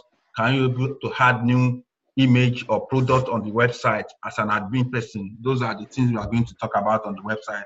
I'm going to provide a project and the website we are going to work on. That's folionuk.com. We do the front end and front end testing and the back end testing. Then you also design the test cases as a project that you are going to do, so that when you want to prepare your CV, you're able to add all those things there as what you've done. Then mobile testing, we talk about generally mobile testing. Sorry, we talk about mobile testing using your mobile phone, whether you are using an Android phone, whether you are using iPhone to test the application, whatever you are using. Then lastly, before we close, non-functional testing. These are performance testing and checking the website. How does website behave when the internet is slow? Some country, their internet network is so slow. The internet network is like a dial-up. The website will not come up. The image will be slow. They will say, this website is slow. This system is slow. The server is slow. Check the performance testing. Checking the different browser, whether you are using a Wi-Fi, whether you are using a 3G network, whether you are using 4G network. See how the mobile phone website is, your website is behaving on the mobile phone. If you are using the 3G network, if you are using the Wi-Fi, if you are using the 4G network. So you'll be able to text different network and see the performance of the website. We'll talk about that as well. Load testing. Load testing means number of users. There's a tool they use too. For performance testing, I would recommend JMeters or Chas tools for people to use it to test. Those are the tools they use. But load and performance testing, there's also some of them. SOAP UI is also a good one. We'll talk about it briefly. Load means we want to check the number of how many concurrent users can log into the website at the same time, that the application or the website will not crash. Some application or website, if you about 10,000 users log in at the same time, you'll be surprised that the website will crash. So you need to check load and stress testing for the website, depending on the capacity for the website you are building. If you are building a capacity website that about 10,000 users can be on the website simultaneously, just like Facebook. You know how many people be on Facebook simultaneously at the same time on a daily basis? So that kind of a website will need to accommodate millions of people using the website concurrently. Otherwise, the website, if you cannot accommodate more than large users at the same time, it will crash. Security testing, how secure is the website from being archived? Hacker cannot archive into the website, breaking or steal customer information, or taking information that's supposed not to be accessed to on the website, or trying to develop or hack into your payment gateway that they will now diverting your payment or order to another website. So those are the areas you need to look at. Stress testing is similar to load and stress testing. How strong is the website? So that what are the capacity? Oliver, I want to say something. My question is the load testing. Sorry? The load testing, does it apply only to websites? The load testing? Yes. Does it apply to website? No, it applies to any software application. You know, there are some web application, local application. They will tell you number of users cannot be more than 10. Number of users cannot be more than 1. So you might not. That's what I'm asking. Like, if let's say like Facebook, like you said, yeah. Let me use an app instead. Let's say like maybe Zara app. The load testing, does it say something like maybe 1,000 users can have this app on their phone or something like that? Yeah, many people can have the app on their phone. As many people, 10,000, 100,000, 1 million people can have the app. But what I mean by load is when they are now using it simultaneously, you can have the app on your phone. You might not be using it. Do you agree with me? But when you are using it at the same time, logging in at the same time, 10,000 or 100,000 people logging in at the same time, if the application or the website does not have such capacity to accommodate that load, it will crash. Okay. Is that clear? Thank you. Yes. Yeah. Any other questions? Okay, let's move on quickly so that we can have a room for more questions. And stress testing, those are the capacity and the level of tolerance for the website or their local application to take. If we go beyond its capacity, it will crash. What I mean when I say crash means that's the technical language or professional jargons. Most mobile app, they will say the app crash. If you try to perform some functionalities on mobile app, and instead of you to complete the transaction, the system just shut down or the app just closed down. Log you out, that means crash. It's not working. You have to report it. So on that note, we are coming to the end of the training, and effective from next week by special grace of God, we are going to restrict number of people that will be coming. It's only going to be people that are going to pay for the training that will have access to the training now. And for those people that want to make payments, these are training costs. Person within the United Kingdom is £500. And if you are in United Kingdom, remember you need to pay VAT because Folion UK Limited is a VAT registered company, which is £100. The total cost will be £600. And person outside United Kingdom is 500. You don't need to pay a VAT because you are not a UK resident. And the account details is here. I will post it on the WhatsApp group as well. If you are paying by bank transfer, and if you are not paying by bank transfer, you can pay by PayPal. These are the PayPal, just info@folionuk.com. You're able to make payment through our PayPal. And on this note, I thank every one of us for joining, and I will now throw the screen open for questions. If you have any question, let's discuss about it now, about the training. If you don't have, let me know so that for those people that is going to pay for the training will have access to the videos and regularly, and they're going to be support for interviews, CV builders, and regular mentoring. When you have an interview or job interview, you can give me a call. If you are within UK, you can come over if it's convenient for you. If you are not within UK, you can tell me when the interview is going to come up, send me the job spec, then I will arrange a meeting with you. We do a discussions, what you need to say about the interview, during the interview, your working experience, how you are going to introductions so that you get the job. And if you want to work on your project, personal project, meaning for your website development or applications, we have a technical partner within UK and outside UK, especially India, who we are working with now to develop applications. So we were able to support you for your business idea to go into digitals. On this note, thank you very much for joining. Do we have any questions, any comments? And I'll be happy if you can rate the training. Yeah, Shino, you want to say something? Yes. Concerning the unit and component testing, Okay. I think the company I'm working with, Okay. the software we are dealing with, which is a POS software Yeah.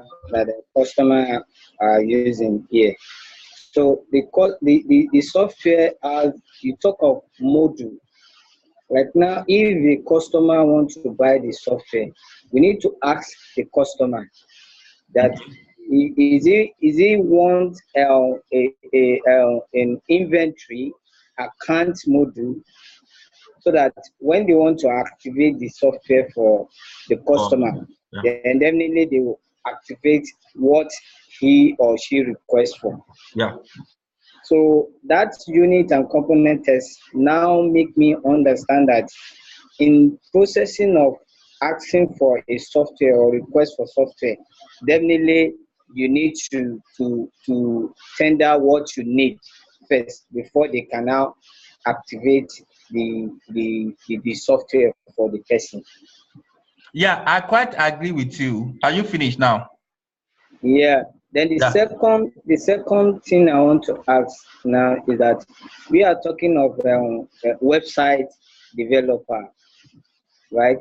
But Yeah. in a case you have a software and you have a website, is it a way that you can now link your software into your website? Yeah. It depends on, is that the second question? Yes. Yeah. Yeah. It's really, really easy now. I think Microsoft Dynamics CRM is integrated with your online website and your local CRM. If customer create an account on your website, it will automatically synchronize into your local CRM local applications.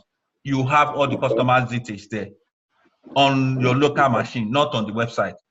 So that rather than having your backend online, you have it on your local system. As long as you are online 24/7 when the customer is creating the account, it will automatically synchronize. It will have the customer's name, address, telephone number, and address, whatever the transaction, even the order the customer is making, you see it. Because technology has really, really improved. Even Uber, let me take an example of Uber. You can use your mobile phone and just book a taxi. You'll be surprised that the next available taxi where you located will receive your order, and that will be the one that will come closer to you to come and pick you up. And Uber is a global application taxi services now. They are in Nigeria now, I'm very sure of that, and they are in UK everywhere, including America, and it's an American company. I think that answers your questions regarding the when you have a website, customer create an account and make an order. It's stored in your local applications. The way I'm saying it in the sense that the software, the customer have a software which is a POS software. Okay.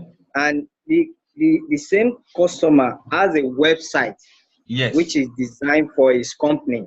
Yes. But now he wants this POS software to be linked into the website, because the POS software is a standalone software, but they can use it as in put internet on it.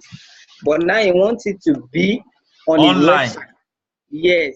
Okay. That the customer can log into his website and go straight to his POS software and check whatever he has. Now I get you properly now. The customer wants to have access to his application online now rather than being on the local machine. Sure. Yeah. Okay. Now it depends on the functionalities of the application. If the applications company has such functionalities, which I don't know the name of application you are using, but I think they have, but they will charge the customer because the customer will not be paying the monthly access fees. Okay. They will be charging them a monthly access fee for them to have functional. That's why a lot of clients in Nigeria will always say, no, the monthly access fee is too much. However, there's a way around you can do about it. You can go around about the customer. Just suggest to the customers that you create a team viewer, install the team viewer on the local machine for the customers, and install the team viewer on the local machine of the business owner as well. That whenever the customer wants to have access to online, as long as the local machine for the shops have access to internet, and she can log in remotely from our own system through TeamViewer to the office system, she will be able to see all the transactions there, wherever she might be. That's the safest way, because TeamViewer have a free version for individual for now, that she will not be paying any monthly access fee. Alternatively, she needs to get a license for the cloud, they call it cloud or online version of the application, and which means she has to be paying, she is going to be asking to pay a monthly access fee. Is that okay? That's for the first one. The second one is the unit and component. You see, when you are sending a proposal to the client, you are taking requirement. Some customers, they don't need the inventory. If they are renting a service, if it's a service company, what do they need inventory module for? They don't need it because they don't keep inventories. Are you with me? Yes. So they don't need inventory. So when you are sending a proposal out, you need to understand the customer requirements. On the customer requirement, you understand their business modules and the operation. So somebody that have a supermarket definitely will need an inventory modules. Somebody that have a supermarket might not necessarily need customer relationship management because they don't keep customer details. You pay cash or credit card and you go. You don't need to enter customer's name, address. They don't need it. For somebody that render a service, will need a CRM module because you want to keep information about the customer's email address. You might send the email, the invoice through email for them, or quote through email for the service. So those are but all of them need sales modules. They need, some might not even say, no, I don't need accounting package module. All I just need is sales record. I will just sales record. What we sell, how much do we sold it, cost price. Those are the things they might say they need. Those are the ones that are used for retail. Because those people that have accounting package modules, they are not updating the record properly. And some software have from trial to balance sheet. And accountants don't use this. They don't have an accountant who can always follow the process to make sure that when you make a sales, you put into ledger, from ledger, you put into trial balance, from trial balance, you put into balance sheet, from balance sheet, you put, start putting machinery overhead, all those accounting terms. They start putting in the most retail software applications stop at cost of goods, less overhead, then you get your net profit. That's all. Anything that has to do with overhead, trial balance sheet, they don't want to bother. I think they give that road to an accountant to manage it for them. All the accountant just need is the cost price and your sales price and your office administration expenses, your staff salary, electricity bill, and stuff like that for them to prepare their financial statement for the year. Is that clear? Yes. So on that note, any other questions? If there is no other question, thank you very much for joining. And by the special grace of God, we are going to meet again next week, Saturday. And if you need any additional information regarding the payment and details, let me know. As once you make a payment, use your name as the payment reference so that I will be able to track it. Thank you very much. Do have a wonderful night. Bye. Mom.